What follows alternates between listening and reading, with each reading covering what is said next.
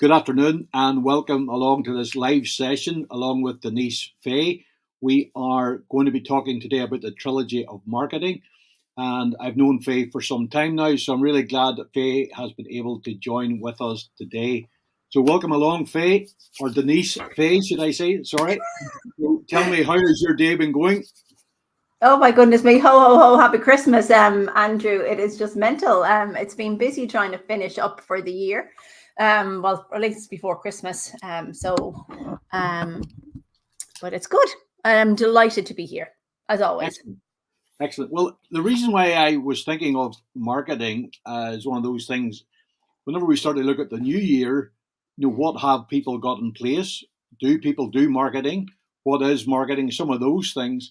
And really, that was what I wanted to come to today. So maybe before we get into the whole subject of marketing, tell us a little about Denise Fay. Tell her about, you weren't expecting this, I know. So tell me a bit about your childhood, where you were born, where you brought up, what was your interest as a kid, and all that type of stuff.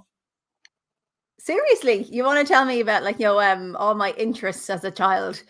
Oh, look, I am Drogheda born and bred. I am a very proud Louth woman, County Louth woman. I love Drogheda. I love the history of Drogheda. When I was younger, I was in the Red Cross. So I think it's a fantastic organization, as particularly, well, we are very local, Andrew, but as an international organization, I think it's phenomenal and it does phenomenal work. So the Red Cross and the Red Crescent Society, particularly what's going on at the moment. So so that's me when I was younger. And then I did business and law in college, and then couldn't wait to get working to actually make money because I was a broke student for too long. And then I actually didn't get into marketing until I got into it until, say, October 1997. And it sounds so long ago. This was pretty much before the internet even, Andrew. So I remember the exciting times of, like, in the heady days of when the internet was coming in. So that was so exciting. And that's another conversation for another day. So anyway, so then I did marketing, did my international master's in marketing, my MBS, and then worked for a corporate company, got made redundant, set up Achieve Marketing in 2006. So 17 years later, here I am, a professional speaker, marketing mentor, author, and trainer. Well, there's just like an overview to start with. You did say you went into law, so what was the story around that? Oh, Andrew, I always wanted to do law. When I was in school, straight away, it's like when anybody asked me what you wanted to do, I was like, I am going to be a solicitor. And then while I was waiting for my place in Blackhall Place, which would have been where you go after college. So I did business and law in UCD. So it's 3/4 of the law course, 3/4 of the business course, and the BCom, the two main disciplines. And then while I was waiting for my place, I thought, I'm sick of being broke. I'm going to apply for a couple of jobs. So I applied for a job on spec to this company called Datalex. It's an amazing company based out in Howth at the time. And then it was a small enough company, but now it's huge and it's global. So I applied to them, and then I got working in a supply chain and marketing role. And then, as it happened, the chap that took me on left 2 months later. So the supply chain kind of was taken away. And so then it was more into a marketing role to support the sales people. And then that was October 1997. So then I never looked back, really. So I had to get back into the books, which I was never really fond of the marketing books at the time, because I was more into law and studying and stuff like that. Bit of a nerd I was, and probably still am. And then, so that's how I fell into. So then I get into marketing, and I haven't looked back. So again, here we are. So going from that first experience, you originally wanted to get into the solicitor role, that type of thing, into law, all the rest of it. You fell into marketing really by accident in a way. Would that be fair to say? Yeah. Okay. And did you work for someone for a while? What was going on there? How long did it before you actually started out on your own? So I worked with the said company Datalex that I talked about. And gosh, for about 2 years. So that was kind of in a marketing role. There was myself and another graduate report to the salesperson. And it was real baptism of fire. We had to go back literally to the marketing books and figure out what we were doing. And as well as talking to the people, who did trade shows, and there was all kind of pre-internet stuff in terms of marketing. But as an ambitious 23-year-old or 24-year-old or whatever I was at the time, I thought, I'm done here, Andrew. This is what I was saying. Like, God, I can't really go any further. And actually, at that point, Datalix had just bought a company, I think, based out in Holland. But so they had started their trajectory for being international. But I was like, yeah, God, I'm too, I'm not learning anything here. So I moved on to Siemens, an SSE company, actually a smaller branch of Siemens. And then 6 months later, I kind of more or less got headhunted for Gradient Solutions, who was a competitor to Datalix at the time. And then they were bought by Sabre, which is a Fortune 500 company. And I worked for them for, I think, 5 or 6 years before I set up on my own, because I got made redundant then. So then I was like, well, what do I do? And then what do I do was I decided I'd go out on my own. So what was your first experience like getting out on your own? Did you make any preparation, or did you just happened? No. What do you think the answer to that would be? It's just one of those thoughts, sometimes things just happen, and all of a sudden you're waking up and you're self-employed, and then you haven't found your first customer, or. Yeah, look, what did I do? I kind of thought like I'll go out my own, but at the meantime, though, I had I'd moved back to Drogheda, so I was in Dublin, and I'd moved back to Drogheda because obviously I loved Drogheda, and so I moved back to Drogheda. And what happened then was I took a part-time job as a marketing officer in an art center. So I was doing both. So I set up my own business at the same time as I was doing the art center marketing role. And then after like a year or something like that, I thought, okay, well, time enough now to go out by myself, because I had clients at that stage, and I was more or less kind of burn the boats. Isn't that the saying? Burn your bridges, burn your boats, and you kind of go out by yourself. And that was, of course, in 2000 and either 2007 or 2008, of course, pre-recession, and the recession was just coming around the corner. And we know what happened there. Well, obviously I survived it, but like, you were around those days too, like those heady days of the recession.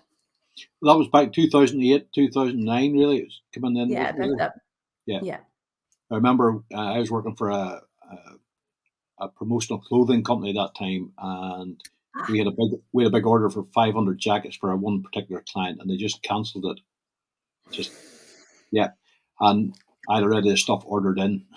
So that's just the way life goes. You have to adapt and change. And even as a result of that, we actually found new markets to sell them to. So again, that's part of all that. Some of the questions, a couple of questions written down, believe it or not. And we have some people listening. We're going out live on LinkedIn.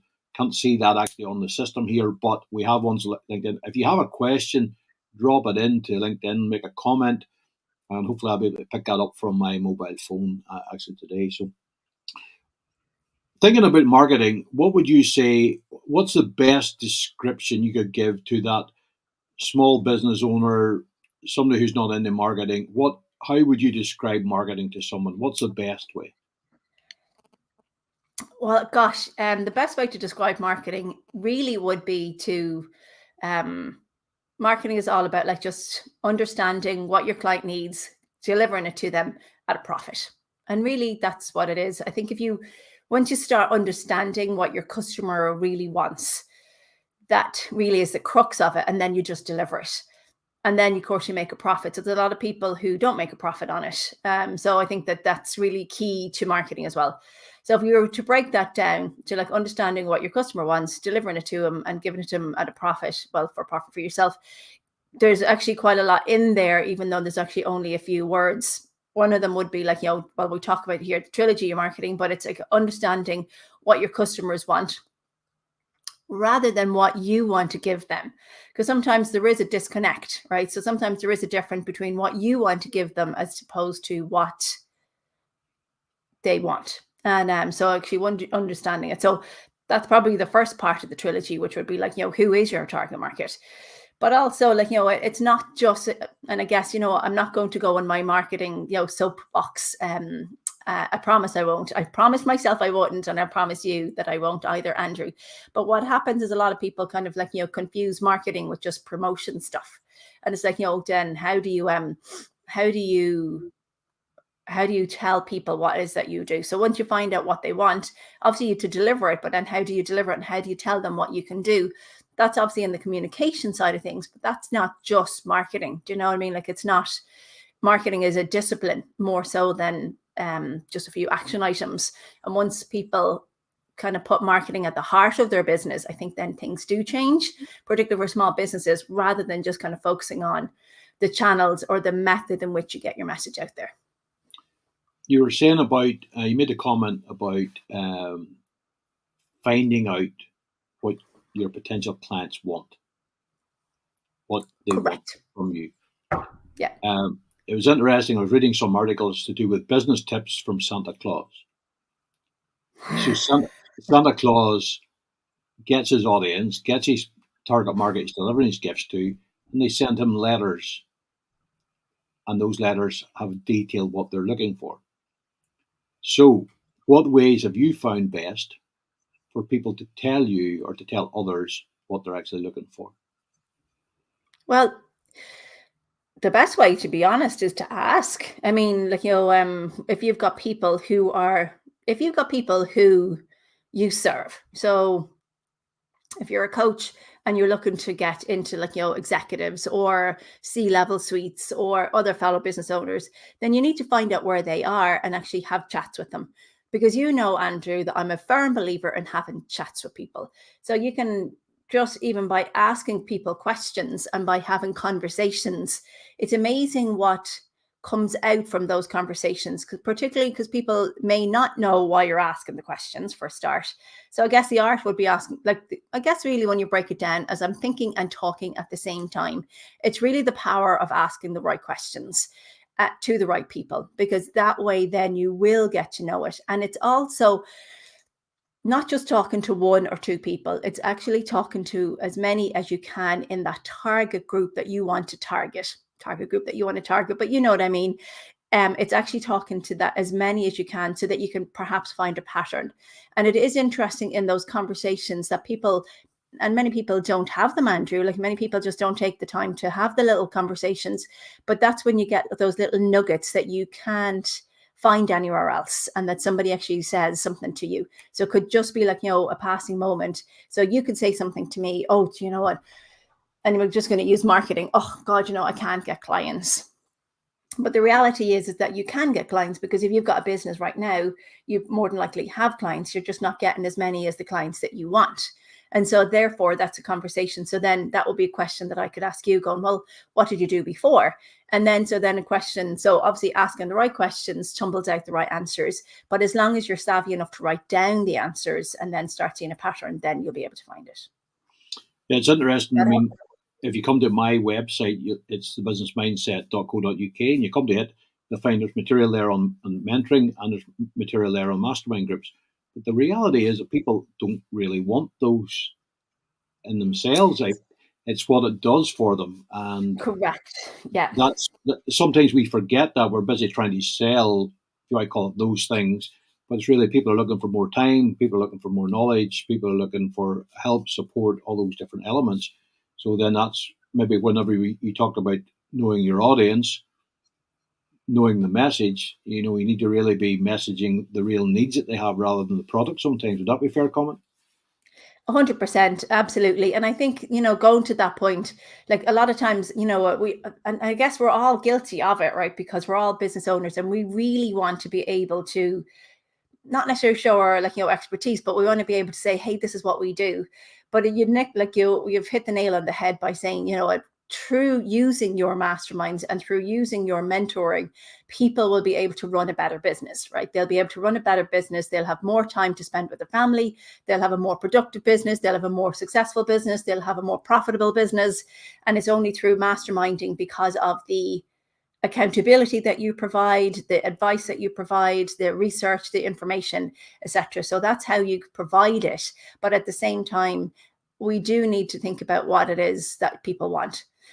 And if I can kind of take that a little step further, like, I'll get this all the time. And we're kind of talking about it here a little bit. So I'll throw it back to you. Like a lot of times people say, well, I want more clients or I want a more profitable business. And yes, that's fine. But that is fine because that's really what you want on the outside. But really, what is it that they want kind of on the inside? Is it that they want to have like, what does what does running a profitable business mean? Or what does more clients mean? And more clients means more money, perhaps like more revenue in the business, which means that they can scale their business, which means they can take more staff on, which means they could go on more holidays. They can actually, look as if there's that status to like other people. They can buy a better car. So that's all the internal stuff that we kind of think about, like, what drives that, like, get more clients. So sometimes to get more clients really isn't what people want. It's like, that they want to, show their neighbor that they can afford to buy like a Lexus, a Mercedes, a Porsche, or whatever that kind of stuff is. So there's always like the external side and the internal side, or the external intrinsic, whatever way you want to look at it. It's also quite interesting. Sometimes we have clients that potentially we don't want. And well, that's maybe 100%. clear. That's back to being clear of what you're actually asking for. And there's a conversation I was having this week. Whenever we put out a request, I used the example of the child writing the note to Santa Claus saying, "I'm looking for." Well, same way in a business capacity, what are you looking for? And if you're very clear on that and what type of client you're looking for, then it might be a lot easier to get that. 100%. Like I will talk equally that it's important to attract and repel. So like there's certain slogans or certain phrases that I kind of say the whole time. And one of them would be like, it's important to attract and repel in equal measure. And so a lot of people don't know, like, and so if I were to ask people what did they want, and we could talk about like, the who of marketing, we have already talked about who, but if you can take it a step further, it's like, what are their characteristics? Who do you want to work with? And a lot of times people go, oh, I don't really know. But if you start with like the people that you don't want, that way, then you can always do it the flip switch and the flip side. And you could say, well, actually, these are the people that if I don't want these people on this list, well, then I do want these people. And it comes down to like, attributes and characteristics and things like that. So yeah, I 100% agree that, and look, I think as business owners, we've all been burnt in terms of taking people on that we knew kind of in our heart and soul that we didn't want to take on, right? And I think a lot of times people take it on because, oh my God, the bank balance isn't great, or, oh, well, it could work. And I think if anybody's listening to this, I would kind of get somebody to, and I'll put it even back to you, Andrew, like, if you can think of a moment or a client that you kind of went, I shouldn't have taken them on. I knew I shouldn't have taken them on. That's the client now that I want you to kind of write down, like, why you didn't want them. What did they make you feel? What did you do for them? All that kind of stuff. Because that way, then you'll be able to identify who it is that you don't want to work with. Because if you don't want to work with them, well, then you'll be able to find the flip side on the people who do. Because obviously the values that they have on that side. And does that make sense? Yeah, very much so. And I think one of those things for me, going back some years ago when I first started out doing some stuff my own, I had a particular client. It wasn't a lot of money, but he didn't pay me the first month. He didn't pay me the second month. It come to the third month, and I thought, okay, we've got an issue now. This is the type of client I don't want to deal with, because it's very hard to be sitting there and trying to help someone whenever they owe you money. So part of that I did away with that, and I set up direct debit scheme. So before I even start now, the direct debit scheme is already set up, and I have no issue then. It takes away all of that. So also it filters people out. So if they don't set up the direct debit scheme quickly enough, then you start to understand the type of person you're dealing with.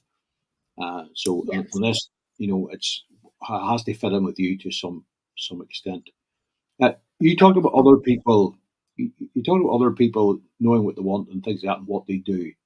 So let me throw that back to you and to your company. So you talked about marketing, how you started, and your business maybe morphed slightly over the last number of years as well. Would that be fair? Yeah, I guess it would be. I mean, like before pivot became a word, I was pivoting, so I pivoted, set up as the outsourced marketing consultant. Recession came, then I pivoted as a copywriter because, well, I love copy, copy being the content that you have. And I was more relationship based, more so than sales based. And so I think that survived, like that kept my business going from recession times until about 2014, even, Andrew. And so then people started actually wanting to, and also having the money for marketing services. So then I became more again of a more marketing outsource person. But over the last couple of years, it has really more morphed into more marketing mentoring, more marketing training, more marketing speaking. So because then tell us actually, more. Yeah, tell us more well, about that now. Tell us more about that. So, tell us a wee bit about who your target market is. Tell us a wee bit about your message and what you're helping other people achieve as such now through what you're doing. well, basically, I suppose I help small business owners to get more clients, to make more money, and to make bigger impact. So the people who I work with are primarily small business owners. They've got a small team where they don't have an in-house marketing person, or like, there's a lot of like, solopreneurs that I'd work with as well. And so basically they all want the same thing. They want more clients, they want more money, they want more income, but then they also want to make more impact. So I'm finding that the people that I actually speak with now have more, and I wouldn't say necessarily purpose-driven businesses, but primarily they probably would have more purpose-driven businesses. They want to make a difference. They want their business to help them make a difference in the world. So the money is important 100%, right? Because you can't do anything without money. And so a lot of them are values-based businesses, purpose-led businesses. And yes, they're like coaches, they're consultants, they are accountants and solicitors and anything really that sells a service. I've also got like, a wonderful client who sells, motor cars.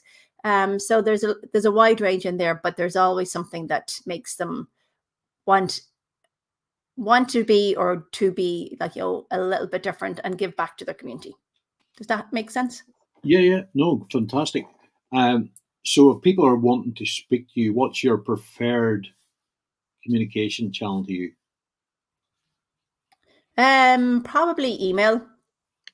Initially, I suppose when people actually don't know me, then usually it's email, right? But then after that, once we do like form a relationship, then it's kind of WhatsApp. So then it'll be like voice messages and little video messages, that kind of stuff. So it's interesting. And you know what? I was just thinking about that. And I suppose that does bring us into messaging, or brings us more into like, communication. I was thinking about that just this week, going, I love email. Obviously I love email because I'm a copywriter, right? And I love like, writing, and I love words. So it makes sense for me to do that. But then, now I'm thinking how I communicate with most people is probably WhatsApp messages. And saying that, I actually have decided that next year I have a phone for a reason, right? So sometimes I don't actually pick up the phone, and like you and I, like, we'll pick up the phone and we'll chat. But I'm thinking, I don't know, it's like somebody coming at your front door, isn't it? Like, how many people arrive unannounced at your front door? And if you do, you kind of go, the doorbell rang? Who is that? Oh my goodness me. So I think, I think we've kind of moved along that way to the same thing with the telephone. And I think next year I'm going to bring back a little bit more of the telephone, that I'll just actually quickly call people. But in saying that, I have started to do that recently. So if you're one of those people that if you can't get through, I don't necessarily leave, voicemail messages. I'll probably leave a voice message on WhatsApp. Does that make sense? Yeah, no, fantastic. It was just that whole thought of where you're at with copywriting and those different things. And I was thinking about that with the whole massive move recently with AI. For instance, ChatGPT has just been just exploded. And I know it can be a great tool, but copywriters, what's your opinion? Copywriting as opposed to AI? Do you know what, Andrew? And you know what? I've been meaning to write a blog post about this, or even record a little podcast for my podcast. I have to be honest and say, at the beginning of the year, I was going to come out and create, like, I've got a small little product, a training program called Right to Wow on your website, something around those words, Andrew. And I thought, what, that's what people need. Because I thought, going through my own advice from last year, I was talking to people about, what they really need on their website. And I talked to a good few people, identified patterns, and there was a couple of things that I picked out. And so then come January, February, I was like, yeah, well, I really must check out the ChatGPT. I had checked it out anyway, because it came out like November or whatever, 2021, was it? 22. But I actually freaked out. I will honestly hold my hands up and say that I freaked out. I went, oh my God, this is the end of copywriters as we know it. This is the end of marketing as we know it. I cannot launch this product. And I didn't. And then it was only really like 6 months later, because obviously we all get busy doing stuff, different client work. And then I thought, you know what, I could have actually launched that, because here is the thing with AI. I think AI right now, not going to predict anything for the next 3 years or whatever, but right now you can use the AI, whether it's graphics or like the ChatGPT for words, as a tool, as a, like, you know, almost like a virtual resource that'll help you shorten times in terms of writing, give you ideas that you may not have thought of before. And so that's what, like, you know, so right now I'm using AI for, like, you know, help me with an idea with something. And so then they'll come up with, you know, my mate ChatGPT will come up with, like, listen, stuff that maybe I wouldn't have thought about. I'm like, oh yeah, that's interesting. But then I'll write it myself. So I think it's going to be a combination. I think any businesses that don't use it will need to use it a bit more. Do I think that it's the fear mongering, copywriting, you know, marketing end of thing life? No, I don't think so. But not like the way I did, right? But it can definitely be used as a tool, and it's just the way you use it. But again, it goes back to, like, I'm a big believer in owning your difference. I'm a big believer in your you factor, bringing that into your marketing. And ChatGPT really, even though it can kind of write in your style, it can't at the same time. Very good. I see we've got a comment from Patrick Mercy. Ah. Says, very happy client of Denise's mastermind group. I highly recommend you get in touch with Denise. Or no, not. It must be on a referral fee, is he? Is he on a referral fee today? Love you, Patrick. Yeah, very good. Excellent job. No, that's good. So, wee bit about the company, what you've been doing, what you're aiming to do. So, whenever we come back to the thought process of the Trilogy of Marketing, repeat what you say is the Trilogy of Marketing and expand on it further. Well, I guess we've talked about it quite a bit. Now, the Trilogy of Marketing would be, like, you know, your target market, which is 1M, your message, which is the second M, and then your mode of channel or your media, which is how you get your message out there to market. Personally, I use the Fay way to marketing because I think the trilogy is great, but it's almost like everything else. There has to be something else around it that can support it. But because today's talking about the trilogy, so it's the who, your target market, your messaging, and your media. So we kind of talked a little bit already about the who, about who your target market is, how you find out the target market. But the next thing is, and that's where a lot of people, so when I talk with people, I'll say who your target market is, and they'll say blah, blah, blah, blah, blah. Now, just yesterday, and I'll talk about this for a second. Yesterday, I had a call, maybe 2 days ago, actually, Tuesday, I had a call with somebody, and they had said to me that their target market was blah, blah, blah, blah, blah, blah, blah, blah. And I was like, okay, well, who are you focusing in on? Well, I'm not going to focus in on anybody. It's going to be blah, blah, blah, blah, blah, blah. And so, like, they listed out like about 5 or 6 different industries. And so while I do well, I do think that, you know what, it's important to diversify and, you know, have a number of who's. You kind of have to focus in on one, like, you know, one for the moment. And then if not, it's kind of like throwing stuff against the wall and see what sticks. But look, a small business owner needs to turn over money very quickly. It's not the same as a big company that can ride the wave for a while. Like, you know, small businesses need direct response marketing. They need to get, like, you know, money in the door quickly and then turn that over and over. And so you really need to kind of focus in on one niche. So then when that's working, then move on to another one. And then when that's working, then move on to another one. So in terms of, like, you know, spreading your resources and making better decisions, it's probably better to niche in terms of who you want. So that's the who. Any questions about that one? You're just saying, no, the who better get, but you're talking about this direct response. Okay. So what is that? What do you class direct response as? Yeah, look, the way I kind of see it, there's kind of 2 streams of marketing, I suppose, you know, when it comes to marketing communications. So I guess we're going from the who to the communications, and then we'll come back to the message. But in terms of, like, there's kind of direct response marketing, and then there would be brand marketing. And so brand marketing is think the likes of Coca-Cola, think the likes of who I think their slogan is just enjoy happiness. Think the likes of, well, actually any of the big companies, but Nike, just do it. I mean, I love is it Patek Philippe, the watch company. It's like you never really own a Patek, Philippe, you just rent it for the next generation. Wonderful slogan, wonderful advertising, but there's no buy a new watch. So same thing if you open up.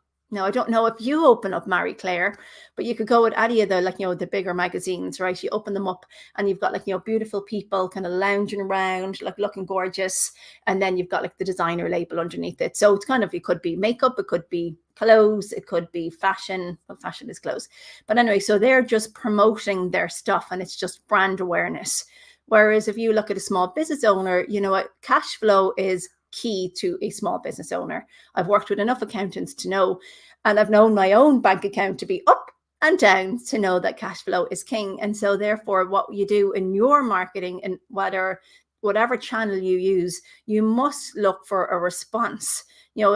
I don't think that small business owners have the luxury of, just kind of lounging like this and say, what, marketing is great. You really need to have if you need, more clients next year in 2024, contact me today. If you want more, if you want more business, contact me. If you want to make more impact and more income, contact me. So there has to be a direct response, as in a call to action that somebody takes from that piece of marketing that you do. Because as a small business owner, you do need people to come through your door. Does that make sense? Yeah, no, very good. Not very much a call to action. It has to be that call to action every time. Yeah, and and I do see a lot of times, a lot of businesses do fall into the trap of not putting a call to action, not actually having but not having, it's the words that's really important. And of course, that comes down to me being a copywriter too, Andrew, right? Is that a lot of times people put out marketing material pieces that don't have any urgency in them. They don't have any emotion in them. There's nothing to trigger a response. So yes, we can talk about call to actions, but it's also in reading the stuff that will trigger a response. Yeah. So do you want to spend another year just, do you want to spend another year, just going through the motions, or do you want to spend another year where you actually finish the year next year, with a fantastic glass of red wine in the most fantastic, fancy restaurant, celebrating all the clients that you have. And in fact, actually, they're all around you and you can afford to bring them to the fancy restaurant, drinking fancy wine.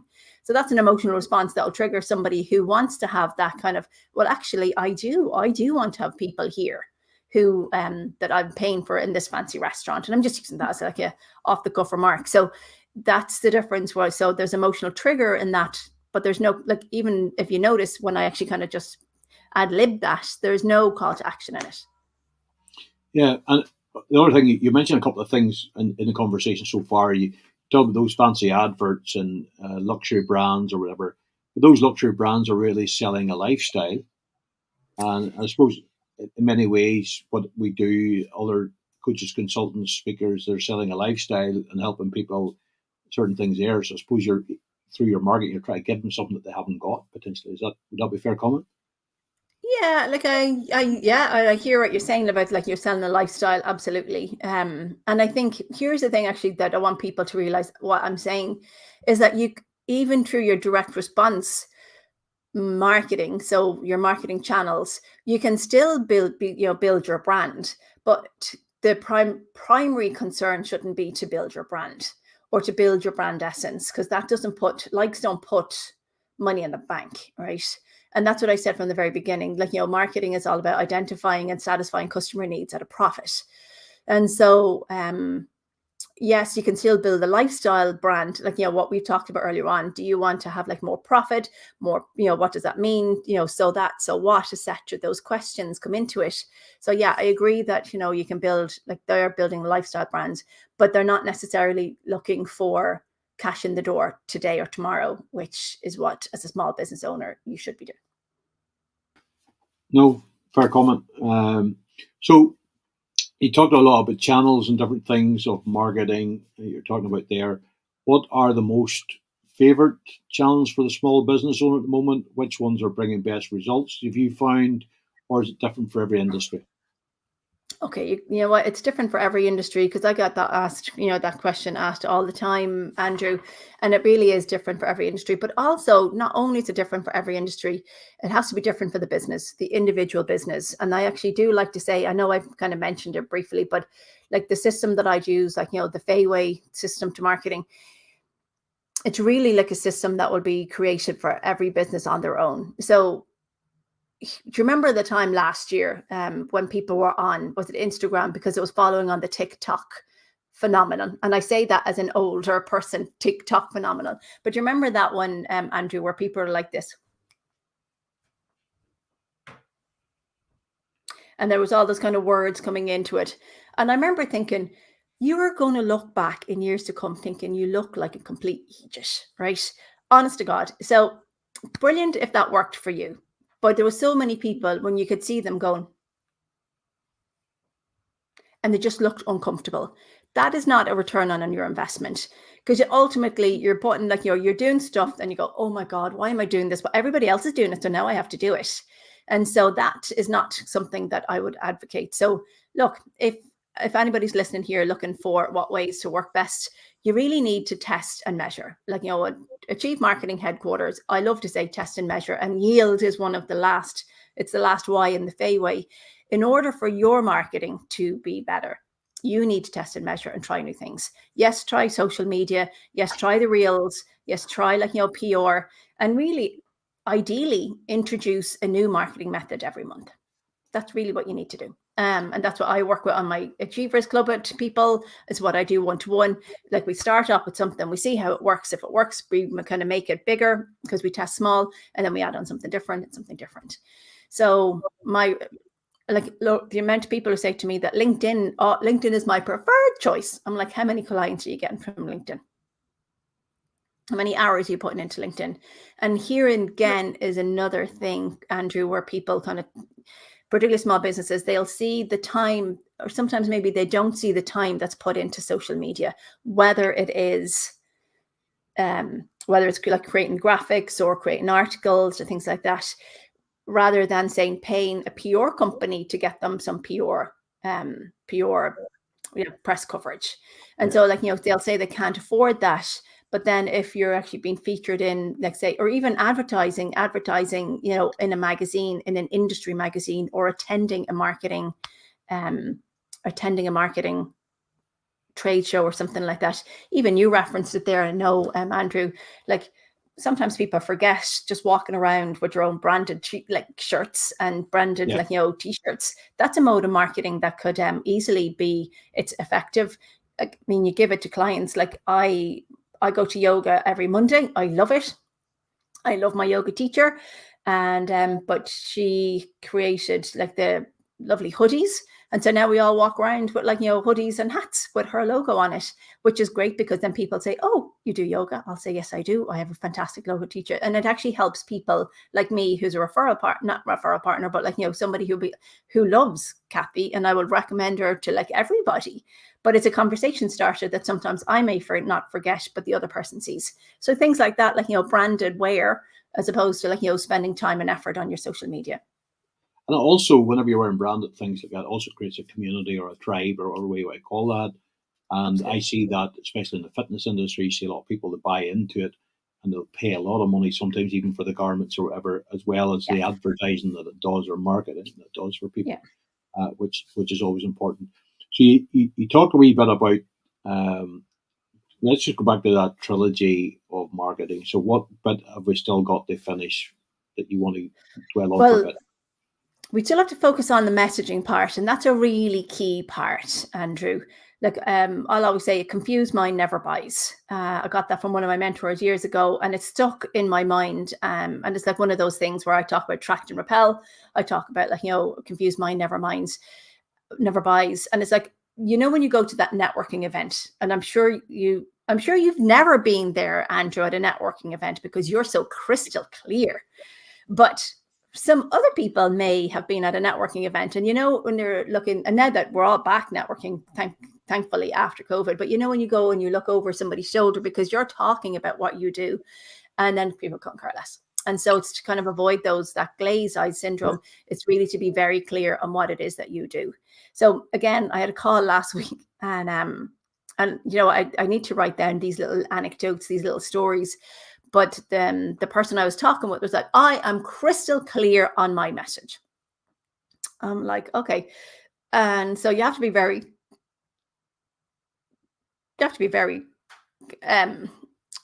what's the word I'm looking for? Careful, I suppose, before you kind of somebody takes me on. Now, if somebody takes me on, and then I'll straight away say, well, gosh, I can't understand it. So I gently probe to say, well, I'm not really sure. What does that really mean? And they talk about what it means. And I'll say, what does that really mean? And they talk about what, and they were telling me what it means.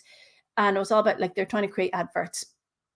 But it didn't make any sense. It made sense to them, but it didn't make any sense to me when I was looking at it. And so even me asking, well, what does that really mean? That didn't make any sense. So if and I know, some people say, oh, you need to be able to explain it to a 3-year-old or a 4-year-old. I'm not actually sure you have to follow that level of a test, but it has to be so clear that that people can go, oh, really? Tell me more. So, well, there's two things, particularly at a networking event, right? I want you to think about. One, somebody says, tell me more. Or two, I actually don't have that interest, Denise. I don't run a small business. I don't have a marketing need. But guess what? I have a friend called Andrew who does. And he's a small business owner. And I know he's kind of struggling to get a bit of clients. Or he has clients, but he'd love a few more clients. So I'm going to pass on your details. Okay, so that's very clear response. And again, that's direct response. So you get well, I can't take your services, but somebody else can. No, very good.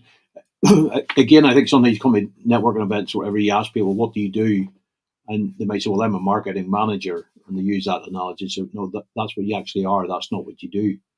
I love that what you say. Yeah, I've quoted you a few times on that now, Andrew. I love the way you say that. A lot of people get caught up in the doings or in what their title is instead of what they actually do for people. And sometimes they save people more money, make more money, get more clients, whatever that might be. So I think that's always interesting where we are. I'm going to wrap up some of these things fairly quickly here, maybe for people who are listening in or watching in today. Two things I wanted to ask was, should people have a marketing plan? And should they have a budget? Because that could be controversial. Controversial on a Christmas week. Should they have a plan? Absolutely. I'm going to dig it out again. But I know I started off, it wasn't this year, I started off last year, that if you don't have a plan, guess what? Somebody else will kind of have a plan for you and you're not top of the list. So I think we tend to, as business owners, we tend to, not follow the shiny object syndrome. That's not what I'm saying, but we tend to start off with good intentions, but then kind of get distracted and stuff like that. And then all of a sudden it's December 21st and we're like, oh my gosh, what happened to the year? So do I think that they should have a plan? Yes. Certainly a set of goals, a set of intentions, what it is that you want to do, because it will help you stay grounded. And and I did talk about the Fay way. The first Fay way is foundations, and having a plan will actually kind of keep you grounded as to really what you want to achieve in your business. And it also allows for flexibility. So even though you've got foundations, you've also got flexibility. So I think once you set a plan, yes, you should. It allows you to be flexible throughout the year. So that's one thing to answer your question. So yes, you do need a plan. Secondly, do they need a budget? Yes, they do need a budget. I think that you can't not have a budget for marketing. How you spend that budget or how you decide on that budget is controversial, I suppose, because there's different schools of thought on that one, Andrew. There's one where you have you allocate 10% of your, say your turnover, or whether it's actually your net profit, whatever you want, right? So there's a percentage that you allocate. Certain other schools of thought have said, okay, well, how much is a customer worth to you in terms of your lifetime value? And then you could kind of put a percentage on that. So if a customer is worth 500, 5,000, 50,000 to you, then you put a certain portion of your marketing budget to that. Depends again on what you feel comfortable with, 5%, 10%, 40% on that. So that's kind of like, so, and then there's another one, which would be like, well, how much does it cost to acquire a customer, and how much does it cost to acquire a customer, say, industry-wide? And then you could double it, or you could say add on 10% more than that. So there's different schools of thought as to how you allocate that budget. But do you need a budget? 100%, yes, you do. No, very good. So just with that thought in mind, on your website, I know you used to have some free giveaways and bits and pieces of resources on your, is that still the case? Yes, I actually have How to Market Your Small Business. It's a small little guide. And I believe actually, because you've got something up there, it's achievmarketing.ie/plan. So it goes through like the 6 stages of the Fay way, right from foundations to the trilogy of marketing that we talked about. We talked about words as well on it, and we talk about reaping what you sow, yielding it, and testing and measure. So I have that one. So How to Market Your Small Business. It's a little guide that'll help you focus in on and setting a plan for your marketing for 2024. Thank you very much for reminding me about that. No, that's fine. And just with some of the other free resources, if other people are looking at some free resources, even from myself, the business mindset, there's stuff in there on the Linktree account. You can go there. So feel free to do that. That's one thing. Just to finish off a couple of things. What someone doing their own marketing, okay? What would be your top 3 tips that they would leave here with today? Oh, right. Is this that one that you should tell me in advance, Andrew? First thing I would tell people to do is actually set a plan, set some objectives. As you know, I use your results planner, and I love it. So I think that if you don't know where you're going, then you're kind of not going to get there, as I talk about foundations. So 1, set a plan. And number 2, hold yourself accountable would be that second one. So whether you have a club like mine, or a mastermind like Andrew's, or even a friend or a family member, hold yourself accountable to that one, to your goals and your plans, because then you can be flexible. And then number 3, it's probably a little bit different. But a lot of times people spend a lot of time, and then this is specific for this call, right? So set the plan, decide on who's going to be your accountability buddy, whether it's a club or not. But the third one would be, when you're reviewing your stuff, I'd like you to kind of think about how you can step up. Like if you set goals and intentions of, say, I'm just going to use 100 clients in 2024, and assuming that you've got, say, 2 now, right? That's a big kind of goal to go from 0 to 100. And that's great. So that means I actually think that you need to you need to step up and become a different version of yourself. Maybe more improved, maybe more confident. So there's one version. So I think you need to kind of step up into yourself. And also I want people to kind of think, maybe this is a kind of a bonus 4th, but it's connected to the number 3, Andrew, but it's to own your own difference. Everybody is different. 100%. So whether it's somebody wearing an orange jumper, on a top, and orange is your color, wear orange all the time. If it's somebody whatever your difference is, stand up and own it. Don't be just like the crowd. There's a sea of sameness, and there's a sea of saturation out there that we're all operating in. And you really do need to step up and own your difference to kind of stand out. So think about how you can do that. And just embrace it, because if your goals that you're setting, as I said, from 2 to 100, you're not going to get that growth using the same mindset, the same ideas as you would have done last year. So you need to kind of just say, you know what, this is me. And then we kind of create ways to promote your difference. Very good. One thing you've just said there was use the word stand out. Mm-hmm. And that goes back to the first time where you and I met. So do you want to tell people that story as we finish off, and where that's brought you to? Okay, well, the first time I met Andrew was the PSA. I went along as a guest at the PSA, which is the Professional Speaking Association, of which I'm a member, and of which Andrew is also a member. And Andrew is the outgoing regional president, or the president of PSA Ireland. And may I just add that he did a phenomenal job over the past year. And it is with regret that we say goodbye to him, but we know that he's going to stay on because he did a fantastic job. But here's something actually that I want people to be aware of, like, and this is actually something about owning your difference. And I think we've got time. I'll just kind of condense it down, Andrew, but it's a great way to own your difference. And I use it when I talk, because obviously I am a professional speaker now. I'm on the board of directors of the Professional Speaking Association. Be careful, where things get you to. But for owning your difference, Andrew Dobbin arrives early at every networking event he goes to. Now, obviously, he is a brilliant networker, and he teaches you how to become a networker, a better networker. And I get that, but he is he talks his talk and definitely owns his difference. So Andrew will will pop along to every event that he goes to so much earlier that he can be, so that he can actually help the people who are there organizing the event. Now, I probably would be that person organizing the event, like rushing around going, and Andrew is always there. So even if it's not his network and he's paid to be there, he will arrive early so he can help put chairs out, set stuff up, do things, help people, just because that's who he is. So let me ask a question for the people who are listening. Do you think that Andrew will be remembered? Absolutely. Do you think that Andrew would be a person to rely on? Absolutely. Do you think that he would be a person to be asked to speak about networking? Absolutely. Do you think that his services would be asked for? Absolutely. So I do use Andrew as an example. I'm not sure he knows that now in some of my training programs or my talks when I talk about owning your difference, because that way he just does it naturally, but he acknowledges it and he just does it naturally to help people because that's what he really likes to do. So anyway, Andrew was doing this role. So he was naturally, helping people at the PSA. And I went all very nervous at this event. And I was like, oh gosh. And he was like, would you like a cup of tea or a cup of coffee? And I said, I would like a cup of coffee. Thanks very much.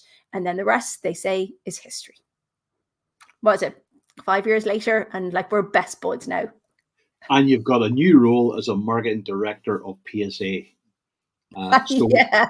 So all down to Andrew owning his difference and actually making a difference at the PSA Ireland event back in those days. Yeah. So I think I need to be getting some type of compensation or cut from your wages for that role now. I think do you know what? It's all your fault. I'm actually going to blame you. So I am. Very good. What I just wanted to say was thank you for Denise being here today from Achieve Marketing. I think we've got some tips from there. If you've other things, you can reach out to Denise on that. I just want to say again to Denise, thank you very much for being here. Denise, fantastic. Thank you for giving your time. And hopefully you have a very good Christmas break and a prosperous new year. Well, hope we both do, Andrew. I hope we both do. So Merry Christmas to you. And actually, it's always a pleasure talking to you. Always a pleasure. And thank you to all those who watched in today or listening or even at a later stage. We thank you for doing that. And let's put some of those actions into practice that we've learned today. So thanks very much and speak to you all later. Thank you. Bye.